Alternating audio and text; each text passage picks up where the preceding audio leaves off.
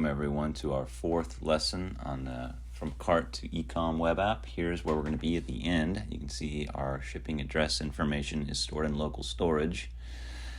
We can select things and add them to our cart now. Our cart is going to have the add-on and delete, and we can pick the number, the amount. We can see multiple images. We do have a cart icon that tells you how many things are in the cart. So let's work on the filter search. Now the filter is something we had in the cart lesson, and it's a search basically where you type in whatever you think the name of the item's name is, and it will tell you if it's there. Now we're just going to take that function and bring it over to the shop module because the cart module no longer is going to need it. We're going to migrate a few things. So we need to also add search words to our filtered items. And as you can see, since we brought this over, we're going to have to add like props and things like that. So because it's brought in from app now. So props items is our thing. So let's go ahead and let it know that we're not only looking for the title, the item name, but also we're going to be adding in search words, and then we want to know if what we're typing in is existing in the search as well. So the search words that we typed in and included are going to be available for the search.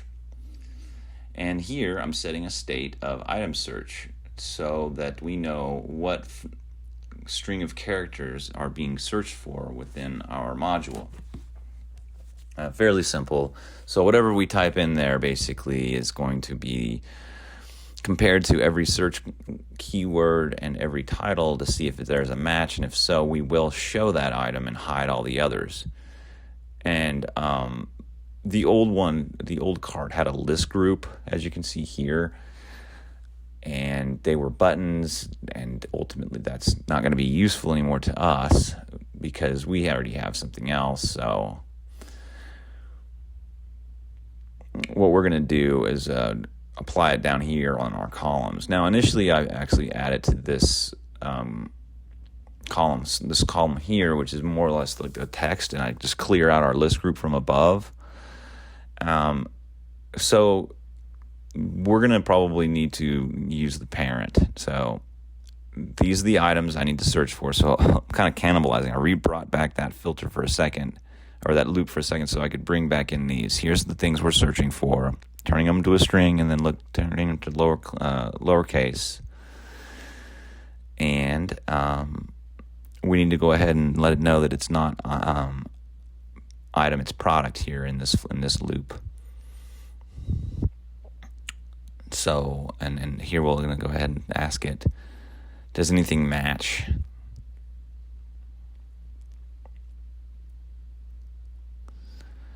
And if so, then, ultimately we're going for the name and then the search words. And if there's a match, then we will show that item.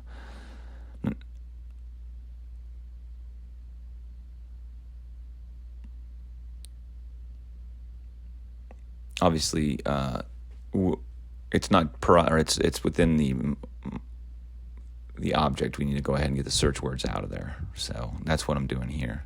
And we're going to go ahead and check. And as you can see, I'm only hiding the text. I'm not hiding the column. And so I'm trying one more time. And the JavaScript's working, but it's not on the right parent. It's hiding the wrong column. So let's do a little spacing for these search items. And let's go to the parent column to hide show. So we'll bring this back out, and we'll bring it up to this column, MD6, which is the parent. And we'll bring this other one back to where it needs to be. This is just text, and we'll take that hide option out. And so we're doing the same thing, we just moved it up. So as you can see, I'm going to start typing, and we have two items that are glasses. And these are all our women's stuff, and one women's glasses. So yeah, it's working. Cool. All right, so let's also do the same thing for categories. I'm going to do the same. Categories is going to be using the same kind of concept.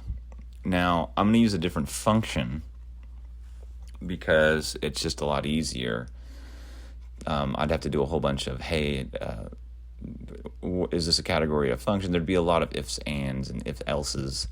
So what I'm going to do is put all our categories into a select menu here, and on change I'll have a category selected instead, and it'll run through the same concept where we'll have to look through and see if it matches the category. And it's pretty straightforward stuff. Now, one interesting thing about the categories is we're going to go through all the categories in our object for all of our items, and there'll be multiple glassware, and there'll be multiple clothing and things like that, and we don't want duplicates. So within this process of building the category list, I'm actually going to build something to ask, do we already have this category listed in here? And if so, then please don't list it again. And it's fairly simple. I just need to let it know what I'm doing here when I make this loop. So we're going to make sure that we have items and that there's more than 0 items. And then if so, then we will go ahead and do our ternary operator and return some options. As you can see here,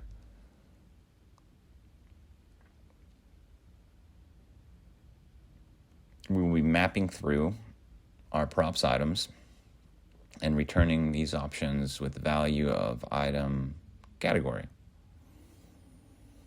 And the text is also going to be item category as well.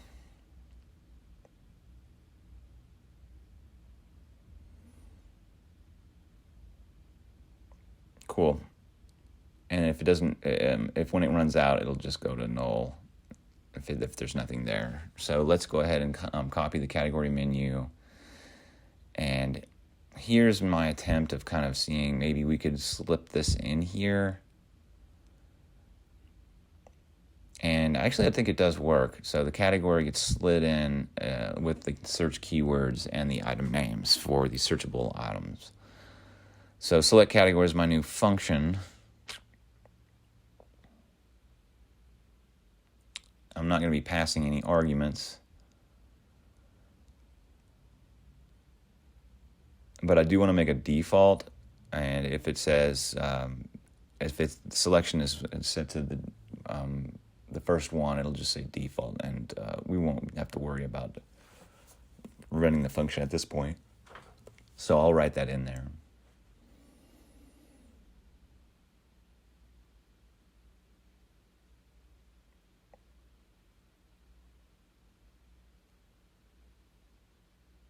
Okay, so we've got the filtered items. Now let's go ahead and start cannibalizing it to put some of the pieces together. And obviously, it's just gonna be a little bit different. That's why I separated them out. Otherwise, I'd be doing all sorts of crazy. Where are you getting this from? Is it from the category menu, or are you getting it from the fields, the field input text? And here we go, saying if this is the first option with the value of default, let's just drop it. So it looks like it works. So you can search categories, or you can just type things up. And I also want to say, if you start typing into the filter, I'm going to select, I want to make the category menu go back to 0 to the default. That way we can reset it.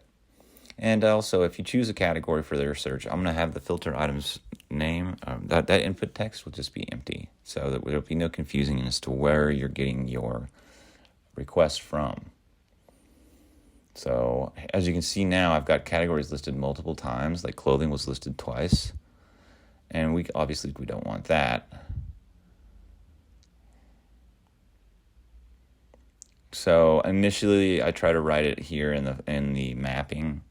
It doesn't really bode very well though. Like, I think I've done it in the past down here, and it does kind of work. But as you can see with this map, I'm resetting temp categories every time. It's not gonna work.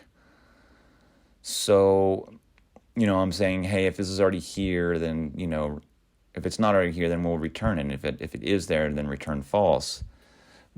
As you can see, there's a whole bunch of errors. I'm getting a lot of pushback from the computer, and I could probably figure out what's going on, but I think this is kind of a wreck. So I'm going to take this and eventually just put it back up. I have to make a list of our categories. So we're going to have to set a state called categories. And this will be something that we're just going to have to make a list of so we don't have duplicates. So let's move all this crap. And we'll be mapping through the categories instead that we create.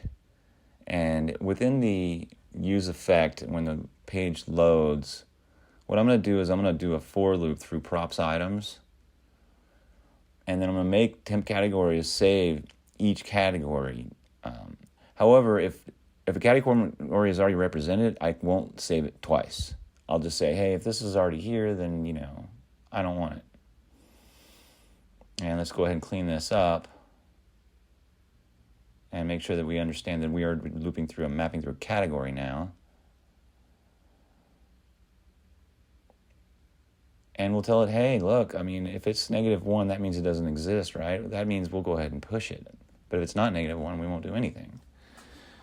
And so that's how we build our temp categories list. Temp categories is only going to push if something doesn't exist yet, and then we'll set categories. Sweet. And let's go ahead and we'll take a look to see how this looks. That's not working. I'll let my computer catch up with us.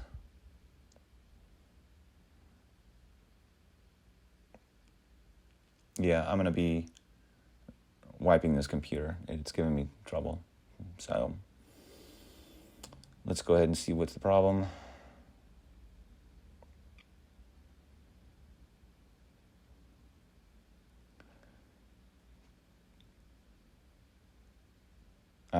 I can see what the problem is. I need an iteration item. There you go. Items I category. There we go. We don't have that many things in our list, just the things we need. Nothing's duplicated. Okay, let's go back to the original cart module. And as you saw us earlier cannibalizing this stuff, let's go ahead and get in here and say, if we're going to submit cart, I want to add cart to the active module. Now, this is on our App Store. Submit to cart is a function that lives as the parent and dictates active modules, so I do not need to inject it. But we're also going to put it into session storage as well, so that we remember where we're at in case we have to start over. So we're getting to our product viewing. We can submit things, but our cart's not showing up. And the items are, which is crazy because we don't want the items. We're not using that anymore. This is from our old kind of look and feel that we were kind of taking apart. So let's clear that out. We don't need that panel anymore. We'll keep the column, or we'll keep the cart going. So let's go ahead and let it know that it's a props cart list. It's going to be brought in, and this is going to be half the page, so a column 6, and then the other half will be. This is going to be the form where we put our shipping information. So the shipping information will be on the left, or if you're on mobile, it'll be on the top. And then the cart will be on the right, and mobile, the cart will be on the bottom. So let's get working on this column here.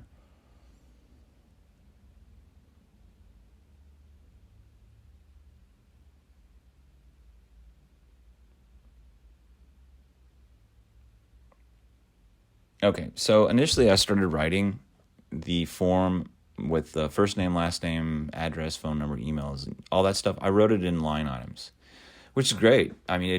Let's be honest, line items are fantastic. If you're just doing a tab, you can get through your line items pretty fast. It's great for 508 compliance.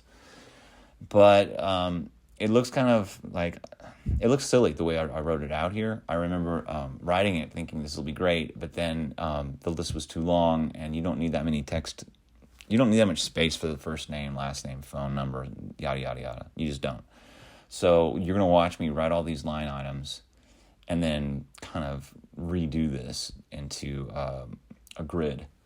And each of the fields will have a column of 6. So that we'll be able to save a little space. It'll be half the size of it would have been in the line items, basically. So I'm going to name all these accordingly.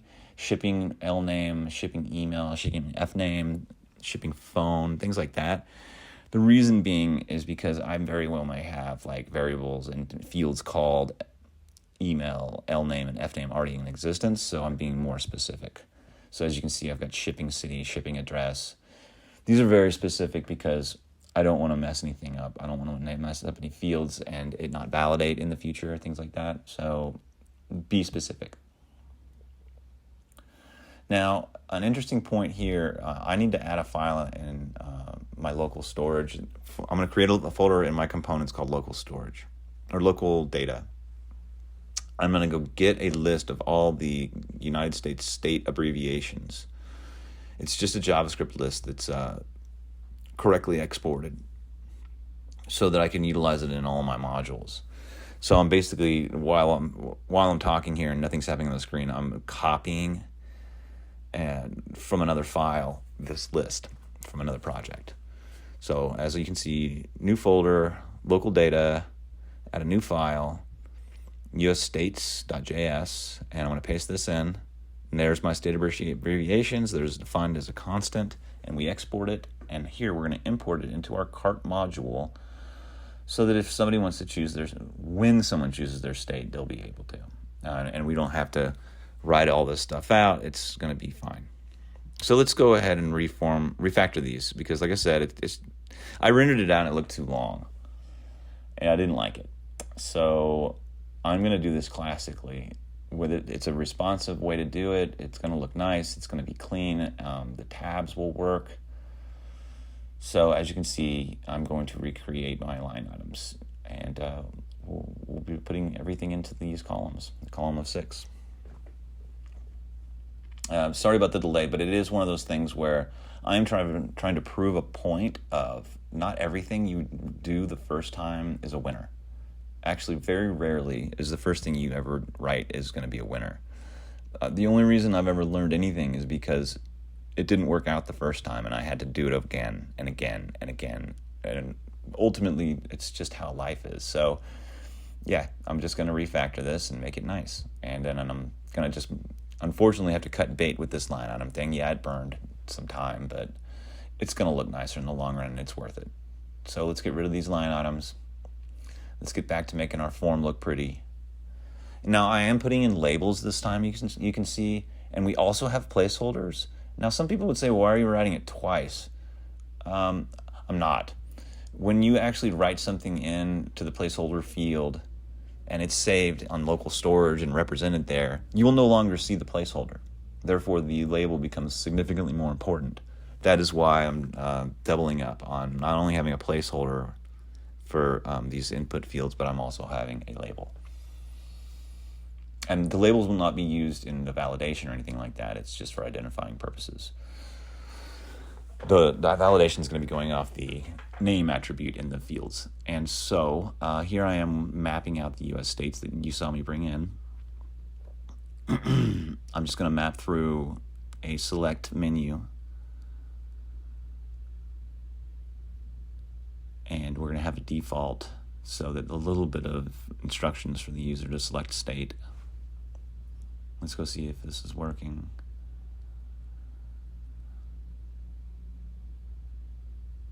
Okay, so it's telling me it does not understand cart list as it's not seeing it as something it's not something you can enumerate through or iterate through.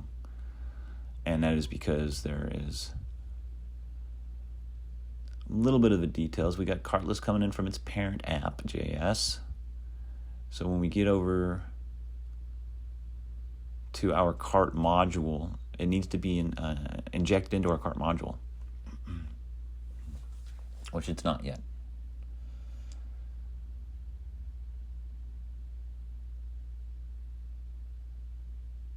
And let's go ahead and let it know.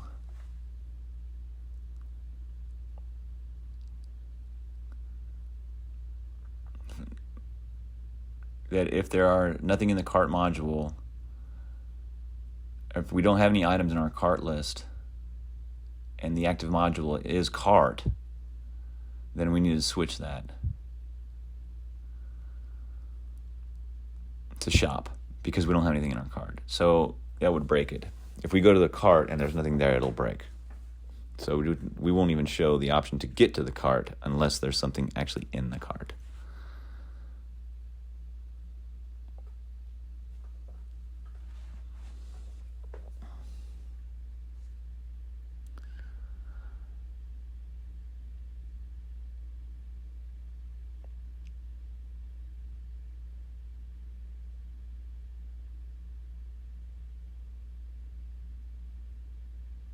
Yeah. So that was just me verifying. Our cart module does not have a carts list. We don't need items. We need cart list. Now it will not be empty and it will not break. Let's go make some items into our cart, and here we are. It looks kind of ugly on the left though, so let's go back to prettifying our form, because it needs some spacing, and the states don't have a label, and it's just not finished. And we're also going to need a phone number, so let's just go ahead and finish this up. And we'll do shipping phone for the name.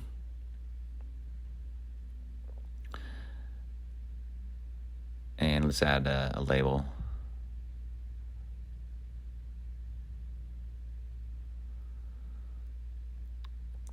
Better.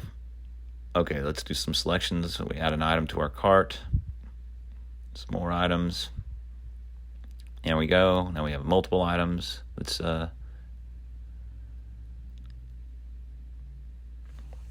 go ahead and let the nav know that we are going to go ahead and add an option for the cart, but only if only if there's something in our cart thus far. So I'll tell it, hey, if the cart has a length, so far it starts out at 0, and then we're going to go into our nav and say, hey, I'm going to make a button that says cart, and we're going to take this little icon from Font Awesome and make it look like a cart and name it correctly. And then we'll put this little imported badge. Basically Bootstrap has these little badges that are in span tags, and they look really nice. Typically it'd be something like if you had a message in your phone, it would say like 1, 2, 3, or 4, however many messages you have. The badge is kind of similar. If not, it's exactly the same thing. So here I'm going to put the cart length. So it says, not only does it say the icon of a shopping cart, but now we're going to say how many items are in your cart. Now, an interesting thing I also want to do,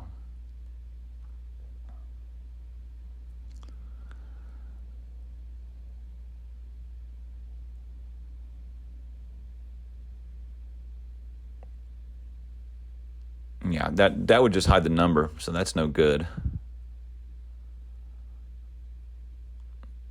So if the cart length is greater than 0 or it equals 0, we got to do different stuff.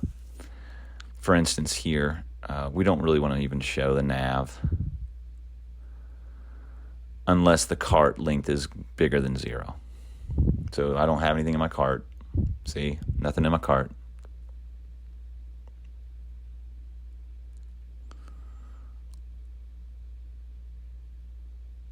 And let's go ahead and make sure that we set the active module.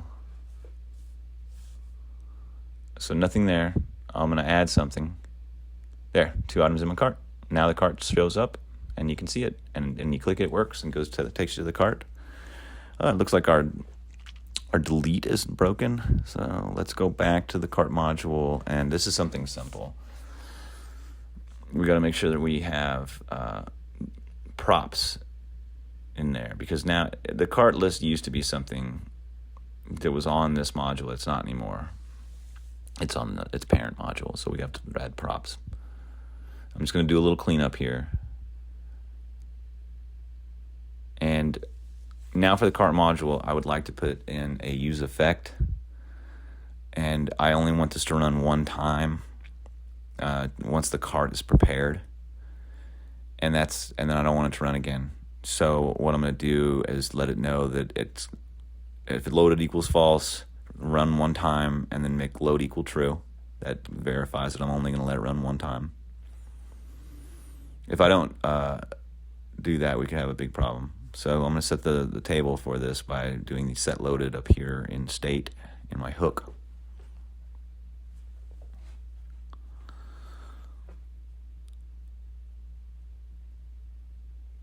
And set cart list is a function that I need to bring into the cart module as well.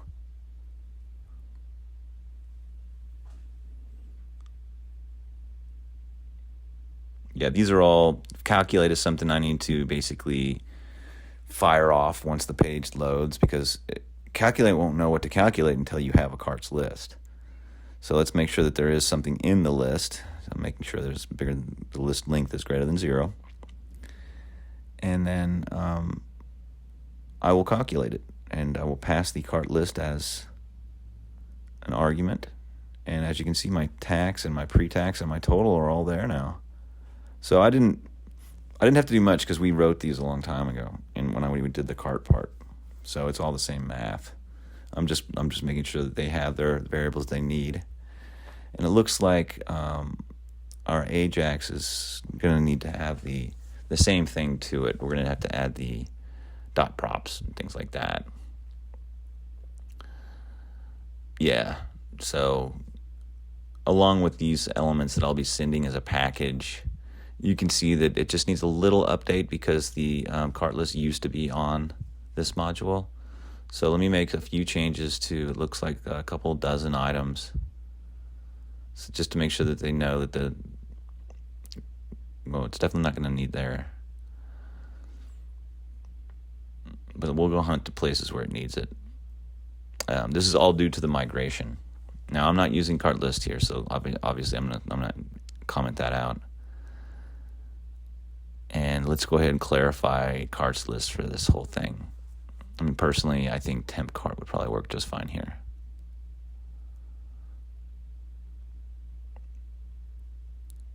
And we're just verifying that I've done it everywhere else.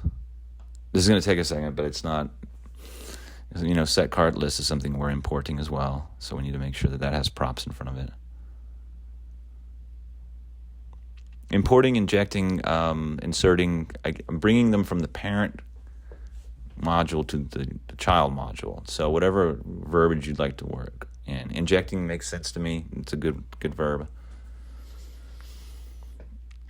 Okay, so yes, we are all consistent now. I don't even need that, so let's just delete it.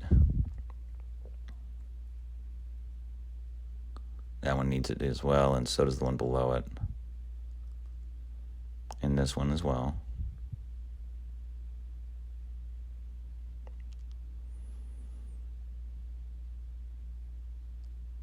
Looks like we're getting close up to verifying that this will actually work. So the cart has been properly brought in.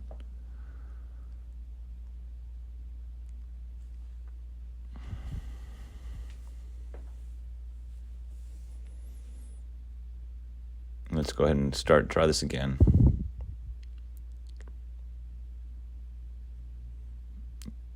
Yeah, so we're almost there. Easy enough. All right. I want to make some purchases. There we go. Shop some more.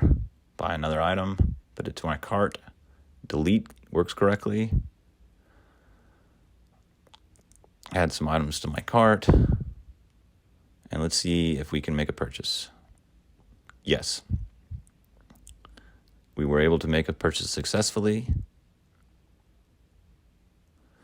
Now, this isn't really magic. I mean, all this functionality we're looking at on the transaction log and our functioning purchase is all something we did last year when we did the actual original cart tutorial. So we've just kind of injected a little more to this. It's no longer just a cart. It's now something you can bring a lot more visual effects to.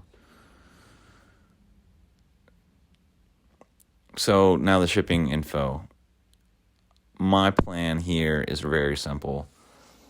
This is just a small business. So what I'm going to be doing is I want to know all the fields I have for my shipping form. This includes first name, last name, phone, email, and of course the address, city, zip code, and the state. All these things I want to put into local storage as they're typed. And then when the app closes and then opens back up, I'm going to run through my local storage and say, hey, did we save all that information? Because I'm just going to fill it into the fields locally so that the user won't have to. And I'm just under the assumption that the last purchase is going to be shipped to the same place. So every time you type it into local storage, it just stays there until you change it. And it's an easy thing to change, but that's what I'm going to plan on doing. And as you can see here, this is another issue of how I refactor things. I'm writing a bunch of if statements saying, hey, if we have this, then let's go ahead and put it into local storage and save it. If it's as the app turns on and this module gets notified that it's coming to life, it's going to go check local storage and look for all these things and then fill out the field if it has them from local storage. Now, this is cumbersome, and this is a lot of if statements. So what we can do is make an array that has all of these items listed in it so that we can just run through really fast. So let me just stop right now and build that array. And these are all named incorrectly too. And if you remember, shipping fname is correct, shipping lname is correct, but all these others need to have the word shipping in front of them. So we'll do a little work here. But we're ultimately refactoring this, so it's going to be much faster. Yeah, and way less code, significantly less code. Like this is a ridiculous amount of if statements. But the power of the for loop, always remember that use it every time you can. The computer is fantastic at going through lists. So make sure that you remember that and utilize it when you can. So here we go, getting prepared to do a loop through all of our fields, naming them correctly. Cool. And I'll do a for loop when this module shows up, and it'll go through and it'll run through and check. Hey, do we have anything in this local storage? If so, fill it in the field. And this is all done through a loop. So buyer fields iterates through, as you can see, with the I right next to the variable. And very effective. So let's take this. We're going to need to take this let buyer fields. The buyer fields array needs to move. Let's get this a greater scope so it can hit the other stuff. So we'll put it up at the top with the rest. And then now,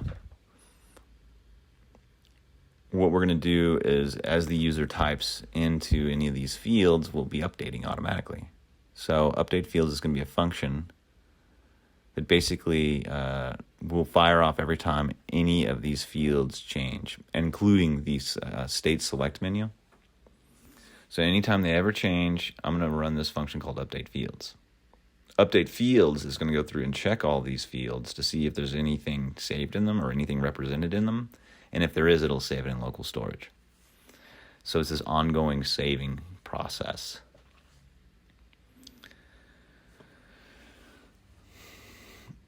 Yeah, so here we are kind of cleaning up my my fields and my function, or my storage for all of our field information.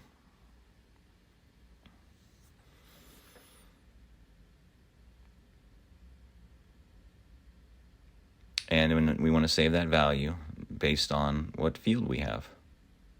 There we are. So there's all my information. I'll just write it in real quick.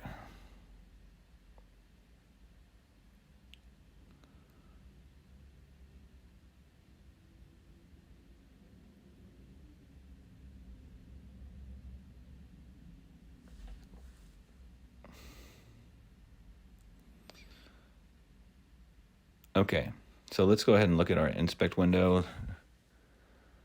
And let's check out our local storage.